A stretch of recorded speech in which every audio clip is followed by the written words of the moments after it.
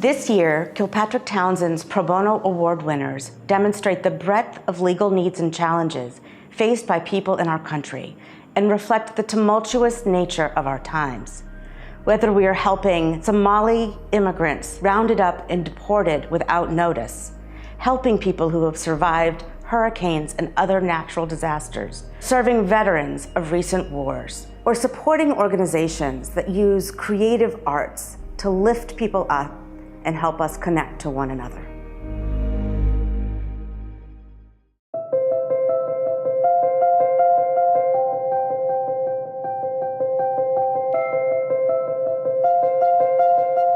Gemma and Isatu were two young girls from Gambia who at about age 5 and 7 received female genital mutilation. And then several years later, at about 8 and 10, they were sold into marriage. Several weeks later, their grandfather had basically had enough, literally stole them from their new husband's houses in the middle of the night and got them out of the Gambia and into the US. And they contacted us and we helped them apply for asylum. Frankly, you don't often see immigration cases succeed these days, even when they're good ones.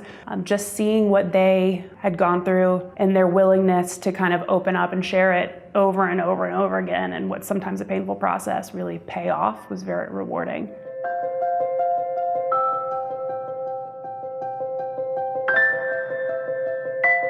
This is a case where a student was being suspended for the rest of the year, so long-term suspended, and it was for an offense that she claimed she didn't do.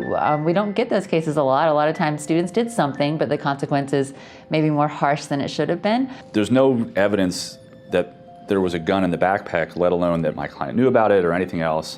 The idea that a student, through their parent, is going to have to try to fight out an appeal of a disciplinary sentence against an administrative body who does this on a daily basis with counsel just struck me as unfair and something that we should be involved in. We settled the case. Her record no longer reflects any of the violations that she was accused of. She is back in school again. Will it mean that in the future they'll be more likely to reach a quicker settlement? I don't know, but I think they will take us very seriously in the future for other cases.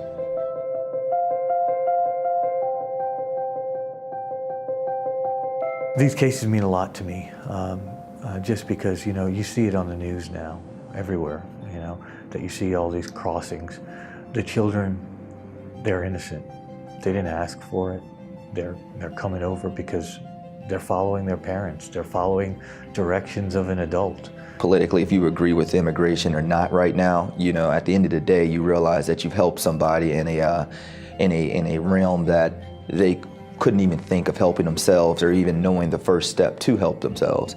And when you have the mother and the son and the sisters and the other children in the house, when they're all crying, when the judge extends his stay here for about 2 or 3 years, you actually change somebody's life. Each kind case is different. Each child is different. They come here for a better life, better education.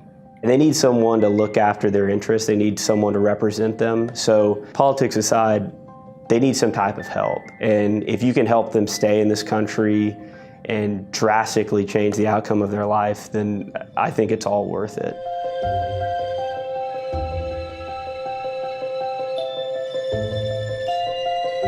I got into the pro bono side of things last year or year and a half ago because a woman who was heading it up left the firm. So I kind of jumped in and she asked if I would take that over and just kind of dove into the kinship adoption program. A lot of times they've been living with the family that's adopting them already for years and years, but there's always that unknown about stability. So it's really great to help solidify that for them when they otherwise wouldn't be able to have that opportunity. Phoebe was amazing, and her enthusiasm and her attention to all the intricacies of these cases was really stellar, and we're just so thankful that we had her available and willing to help to keep this going.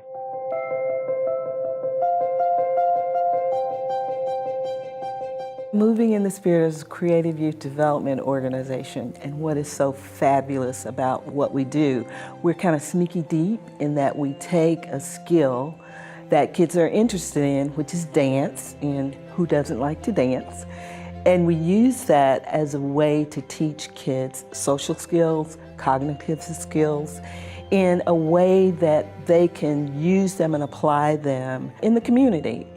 In 2015, their lease of space was basically running out, and they were running out of space. And so they were looking for a new place to put their facility and their headquarters and everything else. They entered into a partnership with Columbia Ventures and MARTA to put a new theater facility at the Edgewood Candler Park MARTA station. I got engaged by somebody at the firm to start talking to them about new market tax credits. So the discussion started in 2015, and finally through basically December of last year, we finally got everything closed. Heather was just absolutely fabulous. No question was too dumb or too off kilter, but she understood that this was new for us and that she was going to be there every step of the way, and she was.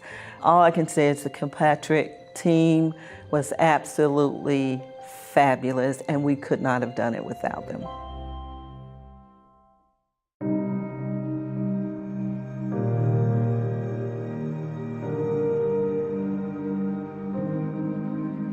Mr. Ali is a Sufi Muslim, and the country of Somalia is facing a terrorist group called Al-Shabaab. Al-Shabaab is targeting people who are in the minority group. He eventually paid a smuggler to help get him to the United States. He viewed this as some place where he was going to be safe and to be able to have a life and to be able to provide for his family. Typically, you're not deportable when you're pursuing asylum, which is what he was doing. Yusuf, along with other Somalis, on December 7th, 2017, were gathered up by ICE, Immigrations and Customs Enforcement, and were placed onto a plane, handcuffed. There was an issue getting them back in country, and so they actually were delayed and held for over 24 hours on a plane in shackles. The reasons that he was going to be persecuted to begin with were substantial already, but when you add on this December 7th flight and the exposure that everyone on that flight will face as a result of the fact that there were a number of articles, the risk of persecution for him is so much higher now. The fact that he is out on parole while this process is moving forward is fantastic. So the next step is that there's going to be a master calendar hearing in Chicago in April, and that will then determine when his merits hearing is.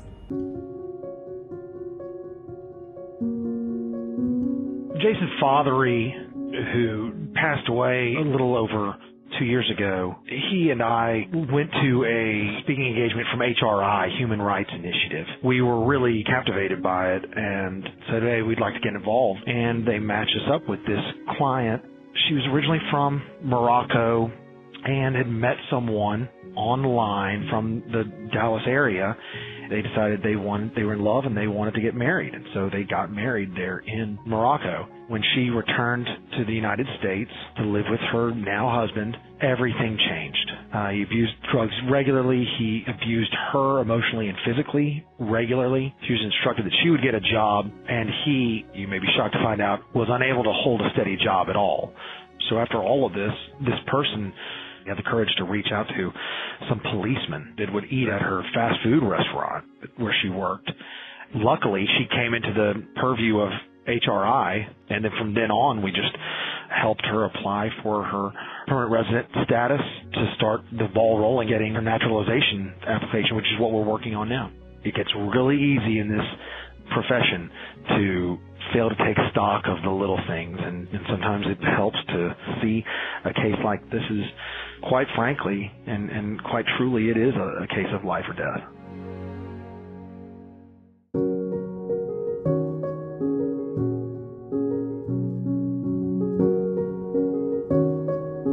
Atlanta Volunteer Lawyers Foundation, we're a legal nonprofit that provides free legal services to low-income residents in the Atlanta area. The Saturday Lawyer Program really depends on volunteer paralegals to be successful. And Marie has been a long-time Saturday Lawyer Program volunteer. The clients, when they initially come in, they're overwhelmed with their situation.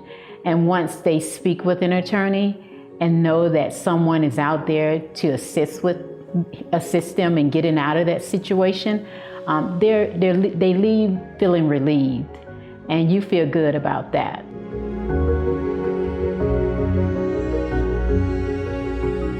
Lawyers Serving Warriors is a group that we've really gotten some good traction with. So we work with veterans that are active duty, wounded warriors transitioning out of the military, and we'll work with them in front of the boards that review their benefits. And then once they're out, we'll work with the Veterans Administration and advocate for the veterans for their proper benefits. We were able to spread the word and the opportunity of Lawyers Serving Warriors and gather 10 volunteers across 7 Kilpatrick Townsend offices and 8 teams. And that's just a great, meaningful thing for veterans and for KT.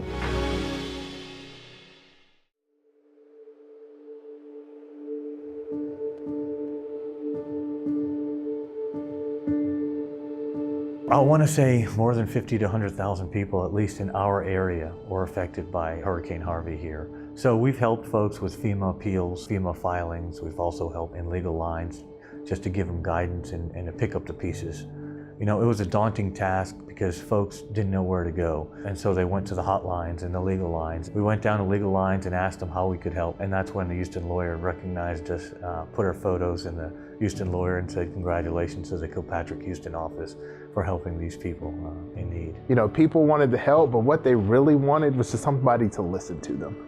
They just wanted somebody to talk to, and it seemed as if, you know, everything would be okay. You know, working together for one singular goal, and just like, you know, being in those meetings is just something to really behold. And it's just been a great collaborative experience.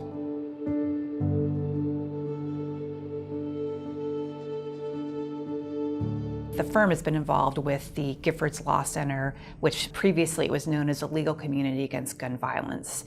And I've been involved in projects for this organization for quite some time. I feel like we've all been impacted by gun violence in some way. As an attorney, I want to do whatever I can to help contribute. We were involved in updating their website to help research the laws and see have there been any other cases that have been handed down on particular laws that will help their advocacy efforts.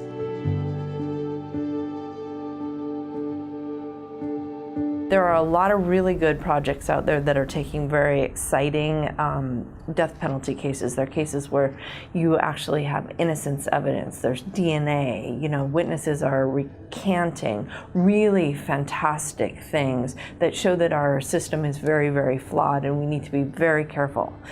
But I deliberately wanted to take those cases that didn't fall into that niche. They were the everyman of death row, the cases that nobody really wanted because they weren't that easy. All of our clients are Black men who were incarcerated for a crime that they committed right after the age of majority. So they're usually about 19 years old.